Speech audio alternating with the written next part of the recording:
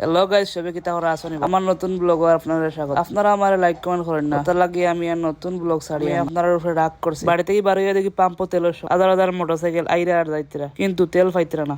আমরা আজকে তাই গিয়া আমার বন্ধু শিপনের বাড়ি, কারণ শিপনের বাড়িতে ইফতারের বাক্কাশনের বাক, তাই আমরা অনেক প্রকৃতির সৌন্দর্য দেখাত লাগে। আপনারা নিশ্চয়ই জানেন গঞ্জের আলীনগর ইউনিয়নে বরহলা জামে মসজিদে পবিত্র কুরআন শরীফ অবমাননা এবং মসজিদের ইমাম সাহেবকে লাঞ্ছিত করা হয়। এই নেককারজনক ঘটনা তীব্র নিন্দা ও প্রতিবাদ।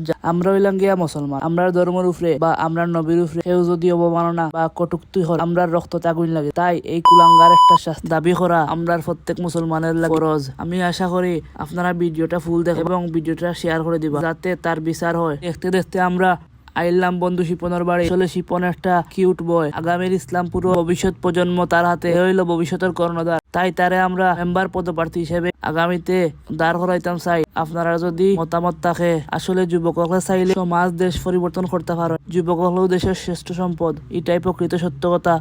আসলে বন্ধু শিপনে বইও পড়েন, তাই নরেন গেলে আমরা দেখতাম পাই নানা ধরনের উপন্যাস, বই এবং সমাজ গঠনমূলক বই। তা পড়িয়া তাই নিজের শুদ্ধি করেন, তারপরে তাই হাত দইয়া দোয়া শুরু। এইগুলো গিয়ে দোয়াটা আপনারা অনুকার